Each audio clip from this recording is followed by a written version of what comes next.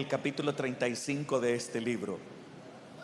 Jeremías capítulo número 35, leemos desde el versículo número 1 hasta el versículo 19. La palabra del Señor dice: palabra del Señor que vino a Jeremías en días de Joacim, hijo de Josías, rey de Judá, diciendo: ve a la casa de los recabitas y habla con ellos, e introdúcelos en la casa del Señor, en uno de los aposentos, y dales a beber vino. Tomé entonces a Jaazanías, hijo de Jeremías, hijo de Abasinías, a sus hermanos, a todos sus hijos y a toda la familia de los recabitas, y los llevé a la casa del Señor, al aposento de los hijos de Anán, hijo de Igdalías, varón de Dios, el cual estaba junto al aposento de los príncipes, que estaba sobre el aposento de Maasías, hijo de Salum, guarda de la puerta. Y puse delante de los hijos de la familia de los recabitas tazas y copas llenas de vino, y les dije: bebed vino. Mas ellos dijeron: no beberemos vino, porque Jonadab, hijo de Recab, nuestro padre, nos ordenó diciendo: no beberéis jamás vino, vosotros ni vuestros hijos, ni edificaréis casa, ni sembraréis sementera, ni plantaréis viña, ni la retendréis, sino que moraréis en tiendas todos vuestros días, para que viváis muchos días sobre la faz de la tierra donde vosotros habitáis. Y nosotros hemos obedecido a la voz de nuestro padre Jonadab, hijo de Recab, en todas las cosas que nos mandó, de no beber vino en todos nuestros días, ni nosotros, ni nuestras mujeres, ni nuestros hijos, ni nuestras hijas, y de no edificar casas para nuestra morada, y de no tener viña, ni heredad, ni sementera. Moramos pues en tiendas, y hemos obedecido y hecho conforme a todas las cosas que nos mandó Jonadab nuestro padre. Sucedió, no obstante, que cuando Nabucodonosor, rey de Babilonia, subió a la tierra, dijimos: venid y ocultémonos en Jerusalén de la presencia del ejército de los caldeos y de la presencia del ejército de los de Siria, y en Jerusalén nos quedamos. Y vino palabra del Señor a Jeremías diciendo: así ha dicho el Señor de los ejércitos, Dios de Israel: ve y di a los varones de Judá y a los moradores de Jerusalén: ¿no aprenderéis a obedecer mis palabras? Dice el Señor. Fue firme la palabra de Jonadab, hijo de Recab, el cual mandó a sus hijos que no bebiesen vino, y no lo han bebido hasta hoy, por obedecer el mandamiento de su padre. Y yo os he hablado a vosotros desde temprano y sin cesar, y no me habéis oído. Y envié a vosotros todos mis siervos los profetas desde temprano y sin cesar, para deciros: volveos ahora cada uno de vuestro mal camino, y enmendad vuestras obras, y no vayáis tras dioses ajenos para servirles, y viviréis en la tierra que di a vosotros y a vuestros padres. Mas no inclinasteis vuestro oído, ni me oísteis. Ciertamente los hijos de Jonadab, hijo de Recab, tuvieron por firme el mandamiento que les dio su padre, pero este pueblo no me ha obedecido. Por tanto, así ha dicho el Señor Dios de los ejércitos, Dios de Israel: he aquí, traeré yo sobre Judá y sobre todos los moradores de Jerusalén todo el mal que contra ellos he hablado, porque les hablé y no oyeron, los llamé y no han respondido. Y dijo Jeremías a la familia de los recabitas: así ha dicho el Señor de los ejércitos, Dios de Israel: por cuanto obedecisteis el mandamiento de Jonadab vuestro padre, y guardasteis todos sus mandamientos, e hicisteis conforme a todas las cosas que os he mandado, que os mandó, por tanto, así ha dicho el Señor de los ejércitos, Dios de Israel: no faltará de Jonadab, hijo de Recab, un varón que esté en mi presencia todos los días. Amén. Vamos a orar, hermanos, en esta noche. Vamos a pedir al Señor que bendiga nuestras vidas a través de su palabra. Padre, que estás en los cielos, te bendecimos en esta noche. Te damos gracias porque por tu grande e infinita misericordia estamos hoy delante de tu presencia. Gracias porque el Espíritu Santo, Señor, ha hecho una obra en nuestras vidas y la continúa perfeccionando, Señor, hasta este día. Señor, gracias por tus bondades, gracias por tus misericordias. Ahora, Señor, hemos abierto tu divina palabra. Nosotros sabemos que ella es verdad. Sabemos que tú la inspiraste por medio de tu Espíritu Santo. Sabemos que es una palabra veraz, actual y siempre oportuna para nuestras vidas. Señor, abrimos nuestros corazones esta noche para recibir con mansedumbre esta palabra que en esta noche se nos implantará en nuestros corazones. Oramos para que el Espíritu Santo nos dé entendimiento, para poder comprender cada verdad, cada principio que en esta noche será expuesto, y danos la fuerza para poder aplicar cada principio de tu palabra a la cotidianidad de nuestras vidas. Ayúdanos, Señor, que tu palabra no regrese a ti vacía, sino que cumpla el propósito por el cual tú la envías. Que aquellos que has ordenado para vida eterna, que sean salvos, y aquellos que habiéndote conocido se apartaron, que puedan volver esta noche, Señor, a ti. Te lo pedimos en el nombre de tu Hijo Jesús nuestro Señor. Amén y amén. Pueden sentarse, hermanos.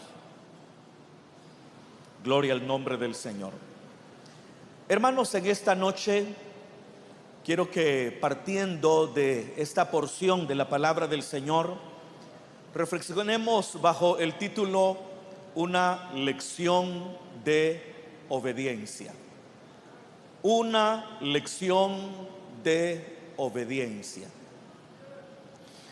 Hermanos, si nosotros estamos al menos modestamente familiarizados con la palabra del Señor, vamos a darnos cuenta con inmediatez que si hay algo que Dios ha esperado siempre de su pueblo, es la obediencia.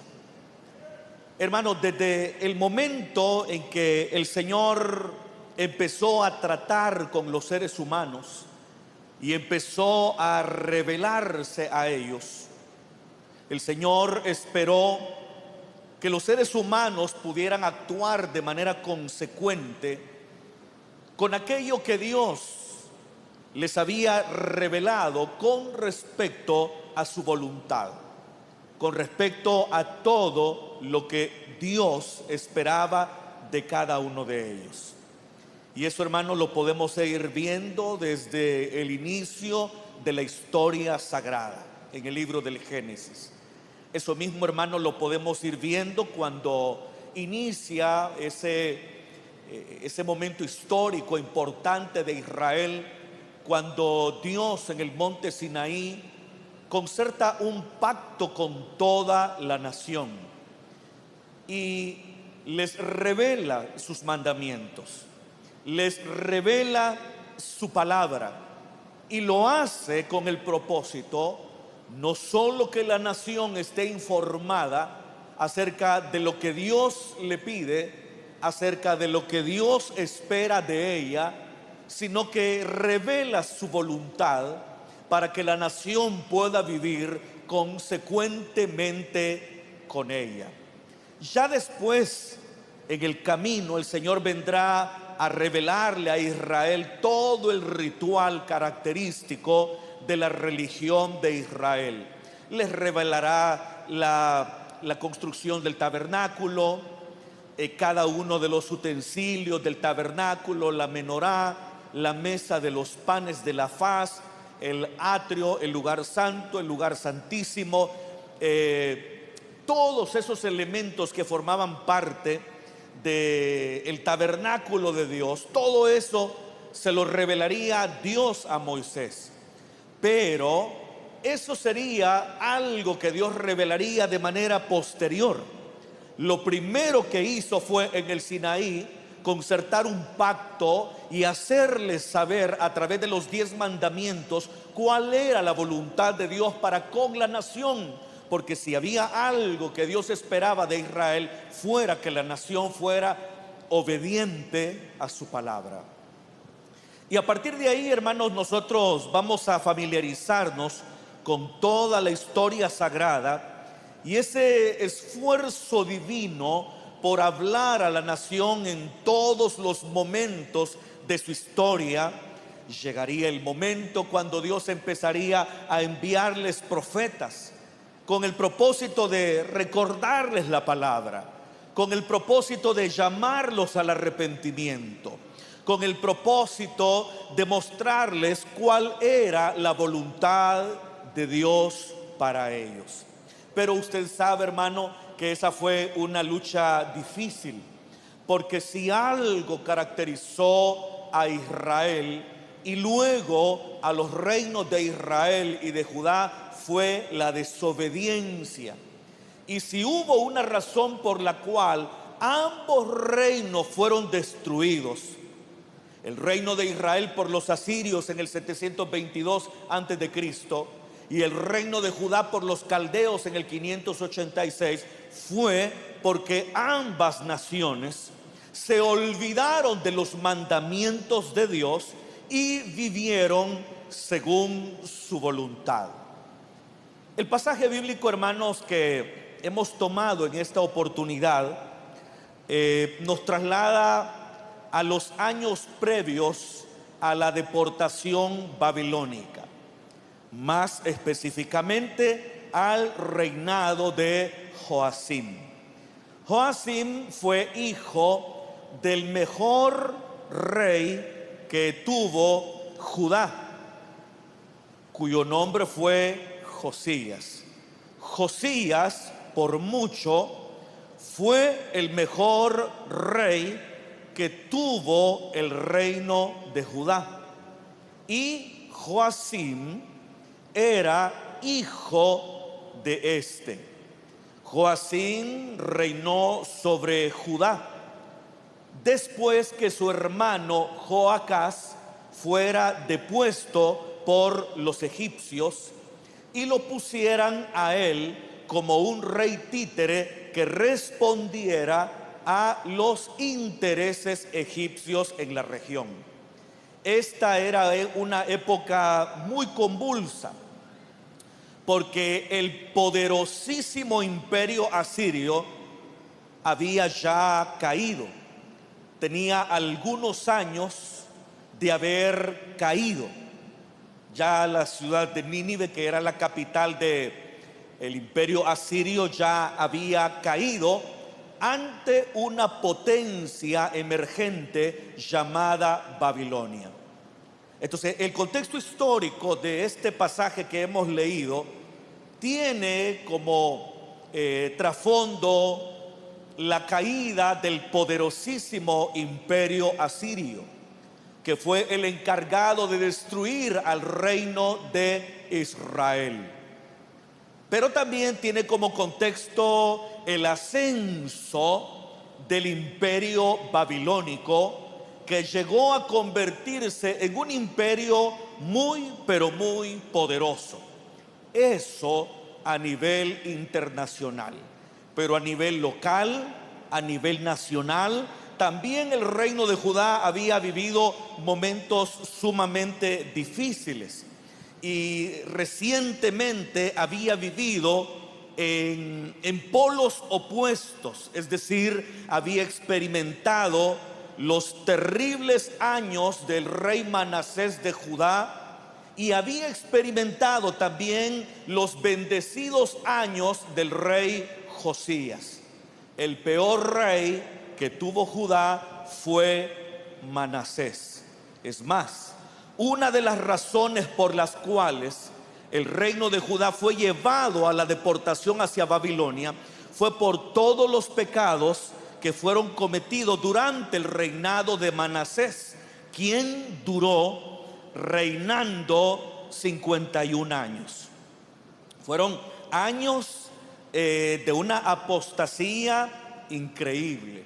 Años en los que se derramó mucha sangre inocente. Años en que hubo un descuido absoluto de la casa de Dios y de todo aquello que ésta representaba. Fueron años terribles. Manasés se volvió a Dios, pero el mal que había hecho ya era irremediable. Y aun cuando se volvió a Dios, el dictamen divino ya había sido dado. Luego comenzaría a gobernar su hijo Amón, quien duró en el trono de Judá solamente 2 años, porque fue asesinado. Y después Amón sería sucedido por su hijo Josías, que, como ya lo dije, fue por mucho el mejor rey que tuvo el reino sureño de Judá. Entonces, muchas personas, por lo menos aquellos que tenían de 50 años en adelante, habían conocido todo eso. Habían conocido los años fatídicos del reinado de Manasés. Habían conocido el despertamiento espiritual que fue provocado durante las reformas religiosas del rey Josías. Entonces, ellos eran personas que habían experimentado ambos extremos en lo que a espiritualidad respecta. Pero también habían experimentado la muerte fatídica de Josías. Porque cuando uno lee la historia de Josías y se da cuenta de lo grande que fue este rey, uno se pregunta cómo es posible que pudo haber muerto de una forma tan extraña, de una forma tan injusta, porque la muerte de Josías fue una muerte que aún si uno la lee hoy día le sorprende. Y cómo no habrá sorprendido a sus contemporáneos, a todos aquellos que fueron bendecidos por un reinado que fue próspero, por cuanto Josías, desde que era niño, se dedicó a servir al Señor y a vivir de acuerdo a su palabra.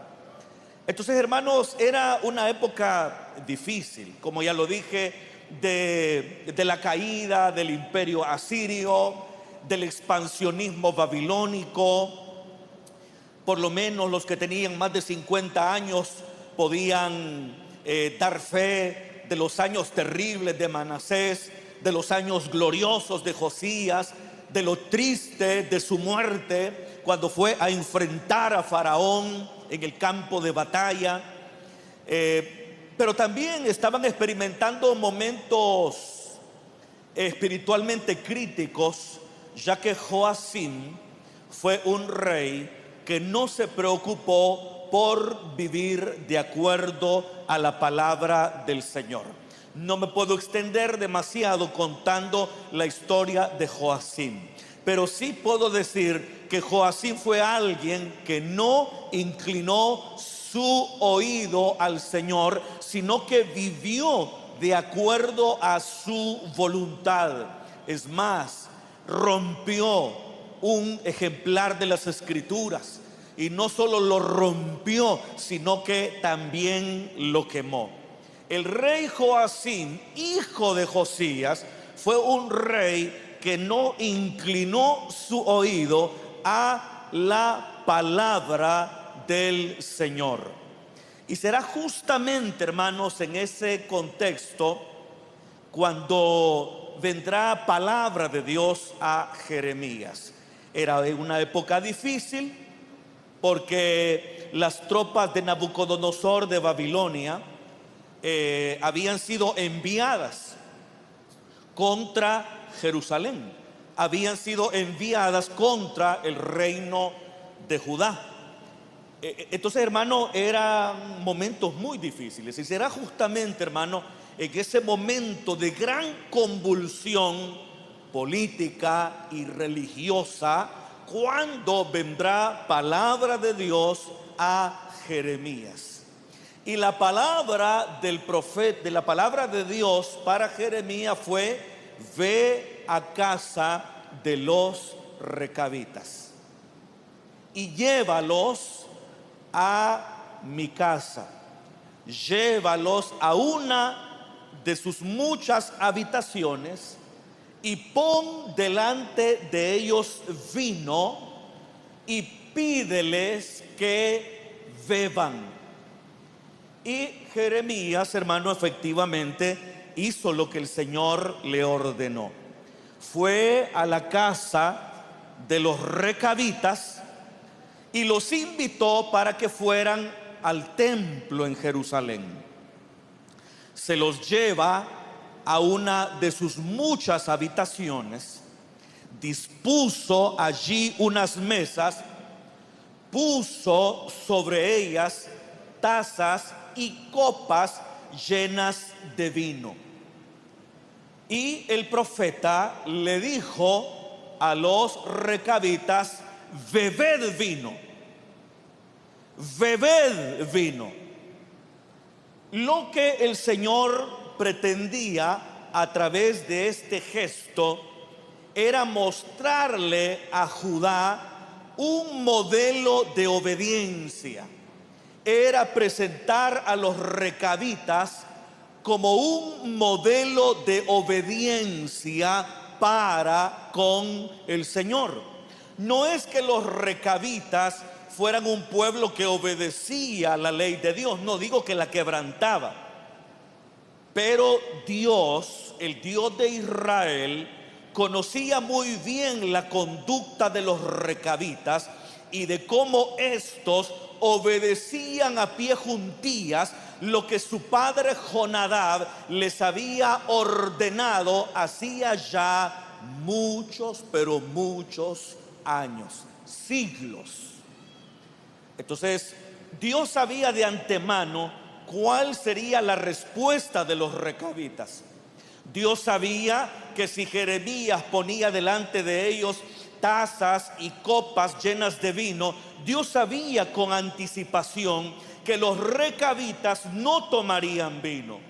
Y lo sabía, claro, porque Él es Dios. Pero sabía también el compromiso radical que los hijos de Jonadab, hijo de Recab, tenían con las palabras que su antepasado les había dado, con las instrucciones, con los mandamientos que su antepasado Jonadab les había dado. Así que Dios sabía con anticipación que los recabitas no cederían a la propuesta de Jeremías. Y efectivamente eso ocurrió, porque dice el versículo número 6: mas ellos dijeron, ¿quiénes ellos? Los recabitas. Dijeron: no beberemos vino. Hermanos, a partir de este momento vamos a empezar a considerar algunos elementos en la obediencia de los recabitas al mandamiento de Jonadab. Note usted que Dios no está poniendo a los recabitas como un modelo de obediencia a la ley de Dios, sino que está presentando a los recabitas como un modelo de obediencia a un mandamiento de hombres. Pero lo que Dios al fin y al cabo quería resaltar era el compromiso de los recabitas con la palabra dada por su antepasado Jonadab, porque de esa forma, en cómo obedecían los recabitas, Dios esperaba que los hijos de Israel lo hubieran obedecido a Él. Entonces, reitero, a partir de este momento vamos a encontrar algunos elementos que están en la obediencia de los recabitas y que Dios quería que Israel los retomara para obedecerle, no a Jonadab, sino obedecerle a él. Y a la vez serán principios que nosotros deberemos de tomar en cuenta en nuestra vida personal si queremos obedecer a Dios. ¿Cuántos quieren obedecer a Dios? Lo primero que hacen los recabitas ante el desafío que Jeremías hace a sus convicciones y a su estilo de vida es un rotundo no. Porque ¿qué es lo que está haciendo el profeta Jeremías? Está desafiando la conducta de los recabitas. Está desafiando de igual manera sus convicciones. Pero ¿cómo reaccionan los recabitas ante semejante desafío? Responden con un rotundo no. Y le dicen al profeta de Dios: no beberemos vino. No beberemos vino. Hermanos, la respuesta de los recabitas es una respuesta drástica, es una respuesta radical que pone de relieve el compromiso profundo que estos tenían con el mandamiento de Jonadab, su antepasado. Ellos dicen: no beberemos vino. Ellos no dicen: lo vamos a considerar. Ellos no dicen: por esta ocasión sí lo haremos. En esta ocasión haremos una excepción. De ninguna manera. No hubo ambajes, excepciones, pretextos, ambivalencias, sino que al contrario, de parte de los recabitas hubo un rotundo no. Hermano, y si hay algo que nosotros necesitamos cuando de obedecer la palabra se trata, es que nosotros también respondamos de la misma manera categórica que los recabitas respondieron ante el desafío del profeta. Que podamos responder con un rotundo no cuando nuestras convicciones cristianas estén siendo desafiadas, cuando estemos siendo invitados por el diablo, por el mundo o por nuestra propia vieja naturaleza para que hagamos cosas que son contrarias a la palabra del Señor.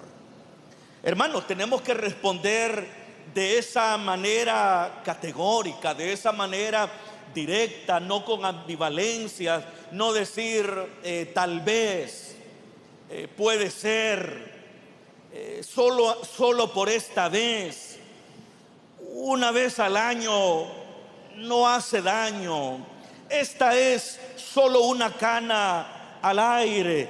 He hecho las cosas bien durante todo este tiempo. Tal vez no sea tan contraproducente que relaje mi moral en este momento, que relaje mi ética y mis convicciones en este momento.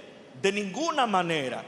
Hermano, si nosotros queremos mantenernos fieles al Señor, debemos observar el mismo compromiso con la palabra de Dios que tenían los recabitas con las instrucciones que Jonadab, su padre, les había dado desde hacía ya muchos siglos.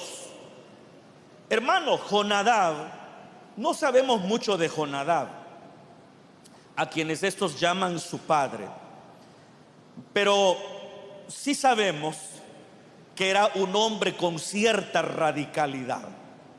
Porque si ustedes conocen la historia del reino de Israel, particularmente en los días de Ocosías, hijo del rey Acab, ustedes recordarán que en esa época surgió un hombre llamado Jehú.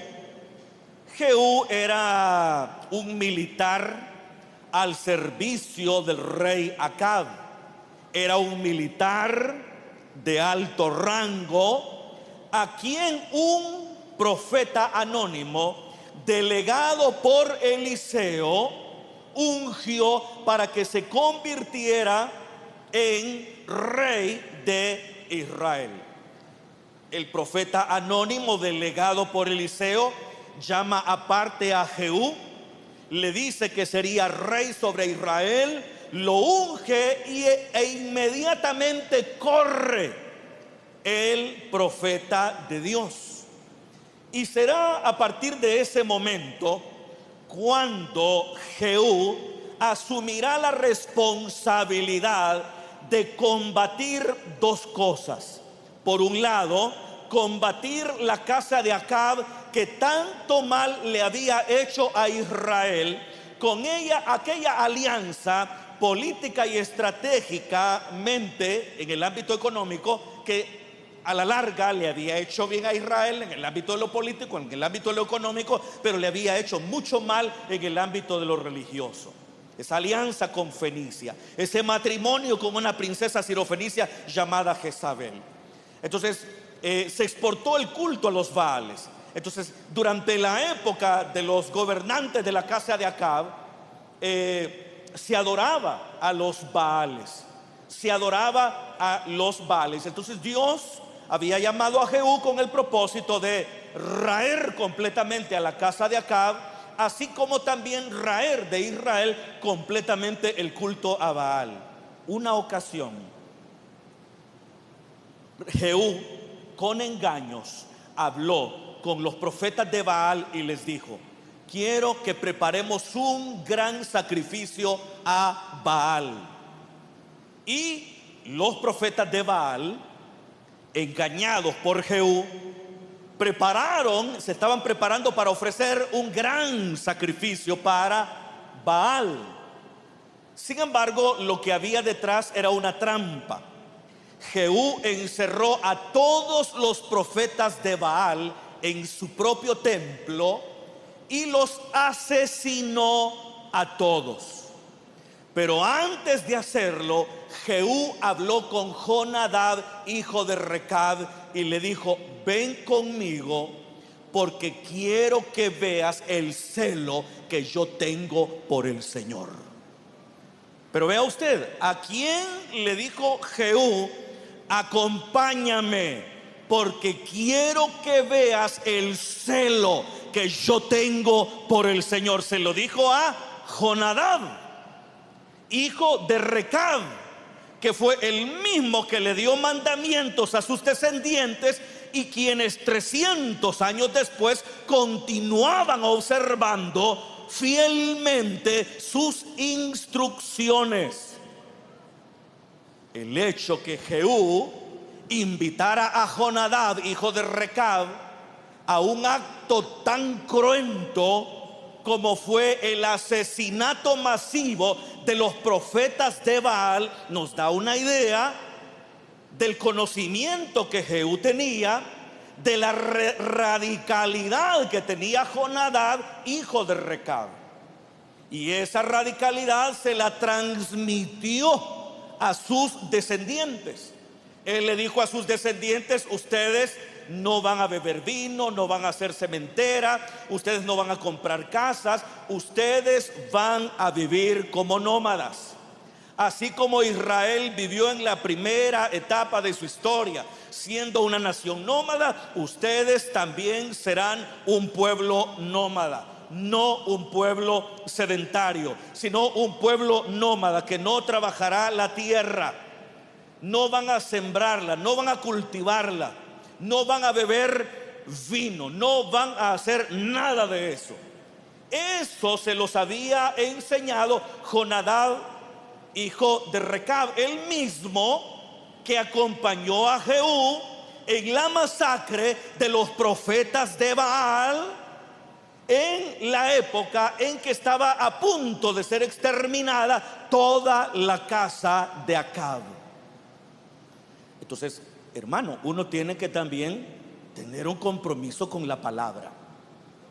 Hermanos, cuando ya nosotros decimos tal vez, probablemente, por esta vez, en esta ocasión, me lo merezco, he hecho siempre las cosas, con una vez que las haga mal, no habrá problema. Hermanos, desde el momento en que nosotros actuamos de esa manera, ya empezaron las cosas mal.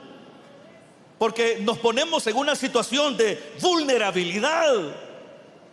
Y cuando, hermanos, nuestra fe es desafiada, Cuando nuestra praxis cristiana es desafiada para que hagamos lo contrario a la palabra, nuestra respuesta debe tener la misma radicalidad que tuvo la respuesta que los hijos de Recab le hicieron al profeta Jeremías cuando éste, mandado por Dios, desafía sus convicciones, así como también ese estilo de vida que habían adoptado por ya varios siglos.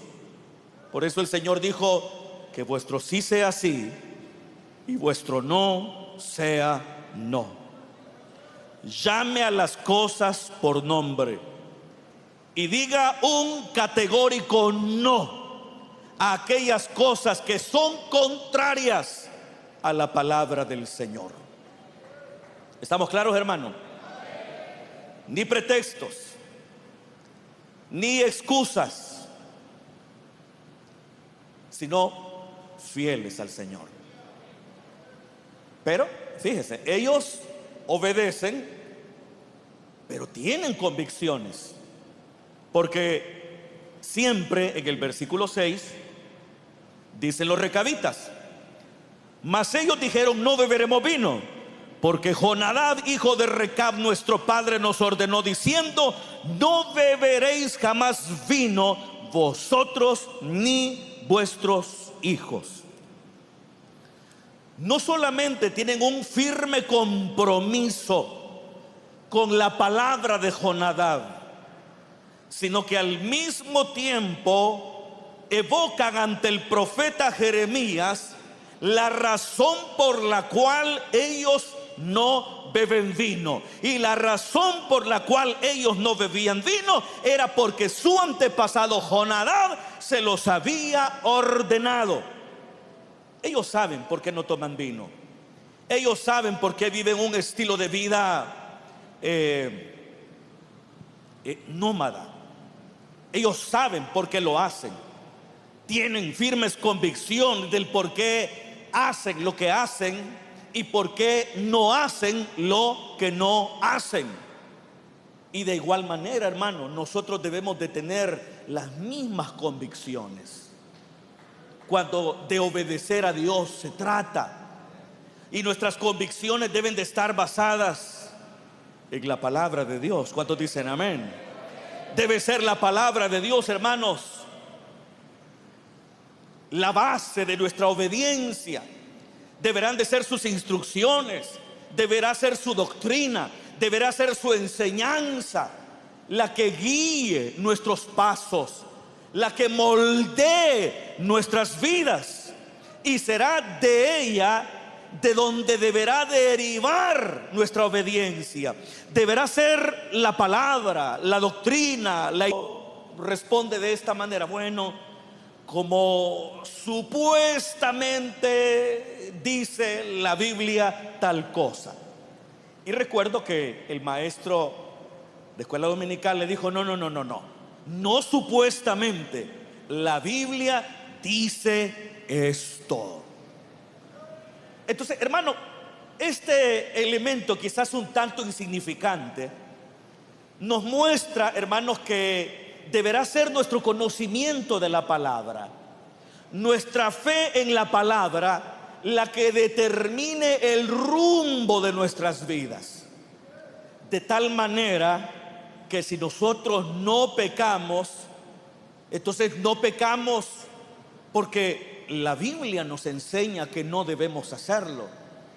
Si no nos emborrachamos, si no cometemos inmoralidad sexual, si no robamos, si no matamos, si no odiamos al prójimo, si no hacemos esto o no hacemos lo otro, nosotros tenemos que tener la suficiente convicción para dar razón del por qué nosotros hacemos lo que hacemos y dejamos de hacer lo que dejamos de hacer.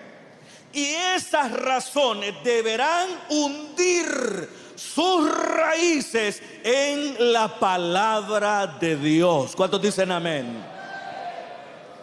Entonces, hermanos, nosotros, el enemigo, los compañeros de trabajo, los compañeros en el ámbito de lo académico, pueden invitarnos a pecar, pueden desafiar nuestro estilo de vida cristiano, pueden desafiar nuestras convicciones cristianas, invitándonos a hacer cosas que las contravengan, invitándonos a prácticas que son contrarias a la palabra y que contristarán al Espíritu Santo. Pero es ahí cuando nosotros deberemos de responder, no solamente con un categórico no, sino con un no que está fundado, que está sustentado, que está basado y que hunde sus raíces en la palabra de Dios.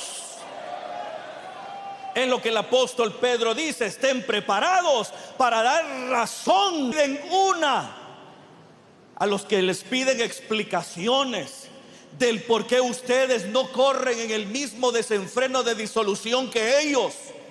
Den las razones adecuadas. Y el apóstol Pedro dice: estén preparados.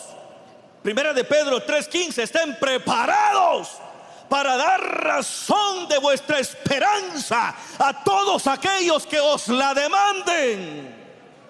Y eso es lo que están haciendo los recabitas ante el profeta Jeremías, dándole una razón del por qué su no es categórico. Le dan razones y fundamentos al profeta para no ceder a lo que él les está proponiendo. Pero veamos otro elemento adicional acerca de la obediencia de los recabitas, y es que su obediencia era completa. Versículo 8 al 10. ¿Tienen sus Biblias abiertas, hermanos? Dice, siguen hablando los recabitas y siguen hablando con el profeta Jeremías, y les dice: y nosotros hemos obedecido a la voz de nuestro padre Jonadab, hijo de Recab, en algunas cosas. Dice así, hermano. Dice: en algunas cosas. ¿Cómo dice? En todas las cosas que nos mandó, de no beber vino en algunos días, en todos nuestros días, ni nosotros, ni nuestras mujeres, ni nuestros hijos, ni nuestras hijas. Saltémonos al versículo 10. Moramos pues en tiendas y hemos obedecido y hecho conforme a todas las cosas que nos mandó Jonadab nuestro padre. ¿Cuál es un tercer elemento que nosotros notamos en la obediencia de los recabitas al mandamiento de Jonadab su padre? Y es que su obediencia era completa. Completa. Y lo están diciendo acá, hermano, y no están mintiendo. Ellos están hablando la verdad. Ellos están hablando la verdad. Y una prueba de que están hablando la verdad es que Dios los quiere poner como ejemplo de obediencia. Amén, hermano. Dios sabía lo obediente que eran los recabitas a las instrucciones que les había dado Jonadab su padre. Si Dios hubiera sabido que los recabitas obedecían algunas cosas sí y algunas cosas no, entonces de ningún modo los hubiera puesto como un modelo de obediencia para Judá. Pero Dios sabía que los recabitas eran un modelo de obediencia, eran un modelo de pueblo como Dios quería que fuera su pueblo. Entonces, cuando ellos dicen: hemos obedecido en todo, ¿qué quiere decir eso? Que ellos habían obedecido en todo. Fíjense, obedecieron en todo tiempo y todos. Esas tres cosas. Obedecieron todo, en todo tiempo y todos. Cuando digo obedecieron todo es porque ellos mismos lo dicen. Hemos, y lo dicen dos veces, en el versículo 8 y en el versículo 10. Hemos obedecido en todo. O sea, todo. Todo es todo. Y luego, en todos nuestros días, es decir, obedecieron en todo tiempo, en todo momento. Y todos nosotros, nuestros hijos, nuestras mujeres y nuestros hijos, todos. Una obediencia, hermano, completa. Hemos obedecido, dice, en todo. Hermano, yo sé, hermano, que llegar a una obediencia completa es difícil mientras nosotros estemos en este mundo y luchando con nuestra naturaleza pecaminosa. Es difícil. Podemos ser fuertes en algunas áreas y podemos ser débiles en otras. Y muy probablemente no sea difícil obedecer en todo y que nunca pequemos. Dice la Biblia que el que dice que no peca hace a Dios mentiroso y la verdad no está en nosotros. Porque siempre habrá algún elemento que nos es difícil acatar de la palabra. Siempre habrá allí algún talón de Aquiles donde siempre sucumbimos ante la tentación. Pero hermano, esto no significa que cada uno de nosotros debe esforzarse por guardar la palabra de Dios toda. ¿Me escuchan, hermanos? No, uno no puede decir, no, lo que pasa es que yo solo esto, o solo lo otro estoy haciendo mal. Pero de ahí empecemos a sumar. Y mire, yo hago bien esto, yo hago bien lo otro, yo hago bien esta cosa, hago bien la otra. Y si empezamos a sumar, se dará cuenta que son más las cosas buenas que hago que las cosas malas. No se trata de eso. Se trata de hacer el esfuerzo por agradar a Dios en todo. Hay cosas, hermano, que nosotros obedecemos con facilidad. Habrán mandatos e instrucciones de Dios que nosotros acatamos con cierta facilidad. Pero habrá otros elementos que nos son difíciles obedecer, que nos son difíciles acatar. Entonces esos deberán ser identificados y deberemos empezar a trabajar en ellos y someter nuestra voluntad a la voluntad de Cristo, nutrirnos con la palabra, recibir la asistencia y la fortaleza del Espíritu Santo, para que llegado el momento nos mantengamos firmes y sin fluctuar ante las tentaciones que nosotros vamos a tener en nuestra vida. Que nos esforcemos, hermano, por obedecer todo. Eso era lo que hacían los recabitas. Claro, los mandamientos que Jonadab les había dado, pues tampoco no eran imposibles. Les pedía que vivieran una vida nómada y que no tomaran vino. Pero no obstante, ellos adoptaron todo: el estilo de vida nómada y la no ingesta de vino. Lo hicieron todo. Y una obediencia ideal es que nosotros procuremos obedecer al Señor en todo. Esa debe ser la lucha. Esa debe ser la lucha. Tal vez no nos será fácil, tal vez fallaremos en algunas cosas, pero la lucha deberá ser fiel a Dios en todo y en todo tiempo. Como fue el caso de los recabitas, ellos dijeron todos los días. ¿Cuánto tiempo había pasado, hermano? Casi 300 años. Porque si retrocedemos desde los días de Joacim de Judá hasta los días de Jehú de Israel, habían pasado casi 300 años.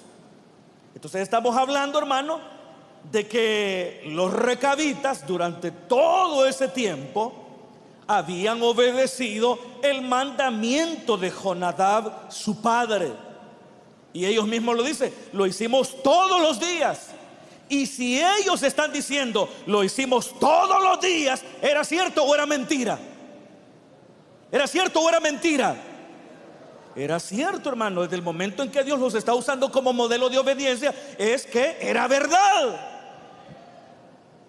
Entonces también nosotros, hermanos, debemos de obedecer al Señor en todo tiempo, no solo cuando nos está yendo bien, ¿verdad? Porque hay quien cuando le va bien, mire, hermano, se mete con Dios, le obedece, le sirve, le honra y trata de guardarse para Él. Pero cuando vienen los malos momentos, cuestiona la fe, se aparta de ella, relaja la moral, relaja la ética y empieza a integrar en la cotidianidad de su vida prácticas que bien sabe que riñen con los valores de la palabra de Dios. Y en contraste habrá personas que cuando las cosas van mal empiezan a buscar a Dios. No tienen trabajo, hay un familiar enfermo o ellos mismos están enfermos y empiezan a buscar a Dios, hacen compromisos con Dios, le obedecen en todo, tratan de guardar sus mandamientos. Claro, está viviendo malos momentos y el interés de él o de ella es que Dios les ayude y quieren usar su obediencia como una moneda de intercambio para que Dios les resuelva ese problema que los está angustiando. Pero cuando la sanidad llega, cuando el trabajo llega, cuando el negocio mejora, entonces se olvidan de Dios, hermano. No, nuestra obediencia a Dios debe ser en todo tiempo. ¿Cuántos dicen amén? Porque el Señor nos habla a tiempo y fuera de tiempo. ¿Cuántos dicen amén? Eso es lo que Dios espera en todo tiempo y también todos. Pero vamos terminando ya casi, hermanos. Veamos el versículo 11. Siguen hablando los recabitas. Sucedió no obstante que cuando Nabucodonosor, rey de Babilonia, subió a la tierra, dijimos: venid y ocultémonos en Jerusalén de la presencia del ejército de los caldeos y de la presencia del ejército de los de Siria, y en Jerusalén nos quedamos. Una obediencia que se adapta a lo cambiante de los tiempos. Eso es lo que notamos en el versículo 11. Un tipo de obediencia que sabe adaptarse a las nuevas realidades, sin abandonar la esencia, sin abandonar lo importante. ¿Por qué digo, hermano, una obediencia que se adapta a los cambios? Porque la obediencia de los hijos de Recab era una obediencia que se adaptó a los cambios. ¿Qué cambios? Los cambios que estaba provocando la guerra de Babilonia contra el reino de Judá. ¿Dónde vivían los recabitas? Los recabitas vivían fuera de las ciudades. Ellos no eran sedentarios. Los sedentarios son aquellas personas que se asientan en un lugar, que siembran la tierra, que la cosechan, que construyen casas, que construyen ciudades. Ese es un pueblo sedentario. Pero los recabitas eran nómadas. No construían casas, no construían ciudades, no se asentaban firmemente, fijamente en un lugar, sino que vivían como nómadas, vivían en las afueras de la ciudad. Entonces, cuando Joacim, rey de Judá, se rebeló contra Nabucodonosor, porque la política de Joacim se movió entre Egipto y Babilonia. Por un tiempo se mantuvo leal a Egipto. De hecho, a Joacim, que es el rey que da contexto a esta profecía, Joacim lo puso Necao. ¿Y quién era Necao? El faraón de Egipto en esa época. De hecho, él no se llamaba Joacim, él se llamaba Eliakim.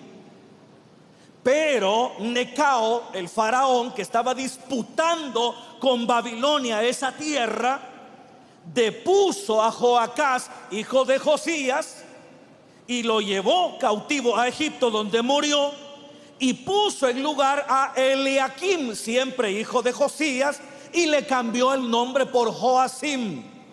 Entonces Joacim se mantuvo leal a Egipto.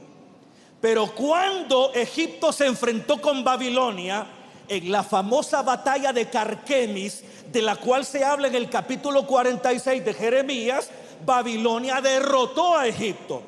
Y a partir de ese momento cambió la lealtad de Joacim de Egipto hacia Babilonia. Pero después volvió a cambiar la lealtad de Joacim y se rebeló contra Babilonia. Y cuando se rebeló contra Babilonia, los caldeos no lo perdonaron y enviaron tropas caldeas y tropas sirias para golpear severamente el reino de Judá por la rebelión de Joacim. ¿Y quiénes fueron los primeros en sufrir el embate de las tropas de los caldeos y los sirios que estaban al servicio del rey de Babilonia? Los primeros que sufrieron los embates fueron las personas que vivían fuera de las ciudades. ¿Y quiénes vivían fuera de las ciudades? Los recabitas. Los recabitas fueron los primeros en sufrir el embate de las tropas caldeas y arameas. ¿Y qué hicieron ellos? Se fueron a Jerusalén a refugiar a la ciudad. Eso es algo que se supone que no debían hacer. ¿Me está oyendo, hermano? Porque su padre Jonadab les había dicho: vivan como nómadas, no se queden en ninguna ciudad. Pero los recabitas sopesaron los cambios. Ahora hay una realidad diferente a la que vivió Jonadab, su padre. Ahora hay una realidad diferente que requiere que nosotros tomemos una decisión. O nos mantenemos leales absolutamente al mandamiento de ser nómadas, o para resguardar la vida de nuestro pueblo nos mudamos temporalmente a Jerusalén.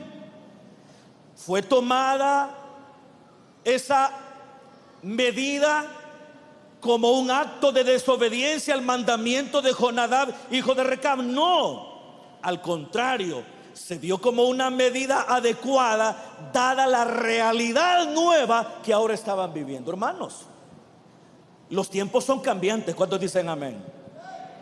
Y nosotros hoy vivimos en un tiempo sumamente cambiante. De hecho, hay muchos que a esta sociedad en la cual nosotros nos encontramos le llaman una sociedad líquida, porque todo fluye, los valores fluyen, los valores cambian. Estamos frente a un mundo que es completamente cambiante.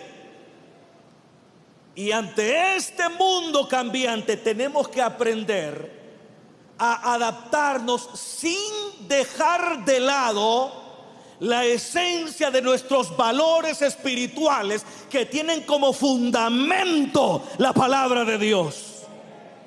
Tenemos ejemplos, hermano, de ese tipo de ajustes y de adaptaciones pragmáticas, sobre todo en el apóstol Pablo. Por ejemplo, Pablo sabía que el Señor había ordenado que los que predican el evangelio, que vivan del evangelio. Pablo lo sabe. Pablo sabía que Jesús había enseñado eso, que los que predican el evangelio deben vivir del evangelio. Pero ¿lo hizo siempre Pablo, hermanos? No. Hubo ocasiones cuando no lo hizo así, sino que él trabajó con sus propias manos. Bueno, y que no el Señor mandó que los que predican el evangelio vivan del evangelio. Sí, pero Pablo se da cuenta que ahora, en esos escenarios vividos, en esas ciudades donde él estaba predicando la palabra, son en escenarios completamente distintos al escenario Galileo donde Jesús dijo estas palabras. Entonces Pablo sabía que el Señor había mandado eso, pero él, por razones estratégicas y pragmáticas, hace algo distinto y no por eso es considerado desobediente a la palabra. Cuando Pablo viajó a Jerusalén para presentar ante las autoridades de la ciudad, Jacobo, Pedro y los otros apóstoles, el evangelio de la gracia que él predicaba, en Jerusalén quisieron circuncidar a Tito. Pero el apóstol Pablo, como escribe en su carta a los Gálatas, se opuso radicalmente a que circuncidaran a Tito. Pero cuando él empieza su segundo viaje misionero, circuncida a Timoteo. Sabe adaptarse a las nuevas realidades. Cuando llega a predicar a Atenas en el capítulo 17 de los Hechos de los Apóstoles, el apóstol Pablo no usa las escrituras para nada, sino que usa textos paganos. En él vivimos, en él somos y en él nos movemos. Uno. Segundo, linaje suyo somos. Estos son textos paganos. Los dos. En él vivimos, en él somos y nos movemos. Un texto pagano de una estrofa de un himno cantado al dios pagano Zeus. Linaje suyo somos también es un poema pagano. Pablo usa eso en el Areópago de Atenas para llamar la atención de los atenienses y luego hablarles de la resurrección de Cristo. De ahí la siguiente ciudad a la que va es Corinto, capítulo 18 del libro de los Hechos de los Apóstoles.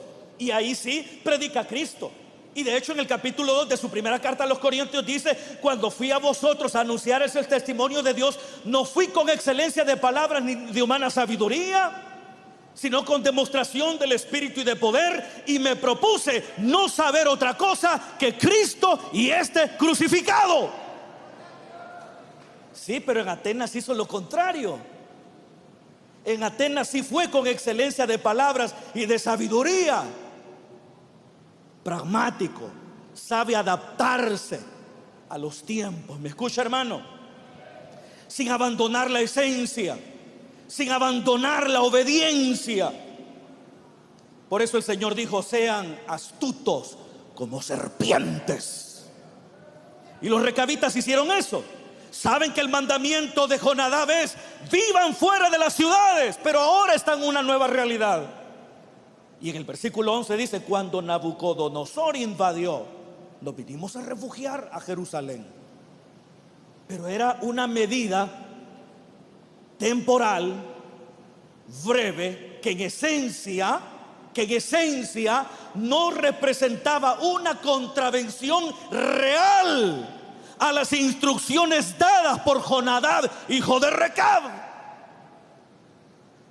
Y hermano, y con esto termino, Dios cuando vio eso dijo: diles cuánto quise yo que Israel fuera así conmigo, que me obedecieran así, que dijeran no al pecado, que dijeran no a la idolatría.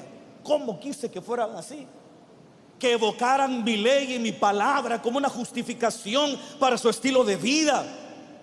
Cómo hubiera querido que mi pueblo fuera obediente en todo y en todo momento, como los recabitas fueron fieles al mandamiento de Jonadab su padre. Pero nunca les hablé desde temprano y de manera insistente, pero nunca me oyeron. Y Dios a través de Jeremías dice: por esta obediencia que ustedes han tenido, no faltará varón de la casa de Recab que esté todos los días delante de mi presencia. Hermanos, esforcémonos por ser obedientes al Señor. Amén, hermano. Esforcémonos por ser obedientes. Esforcémonos por guardar la palabra. Digamos no con convicción. Fundamentemos la razón de nuestra fe en la palabra inspirada. Obedezcamos en todo y en todo momento. Y tengamos una fe que sabe adaptarse a los nuevos tiempos que vivimos, sin abandonar la esencia de la vida de fe, cuyo elemento predominante es la obediencia a la palabra de Dios. Oremos al Señor. Padre que estás en los cielos, te damos gracias en esta hora por tu misericordia. Te damos gracias por tu palabra, porque a través de ella tú nos muestras que la obediencia es un elemento importante en nuestras vidas. Ayúdanos a obedecerte con convicción.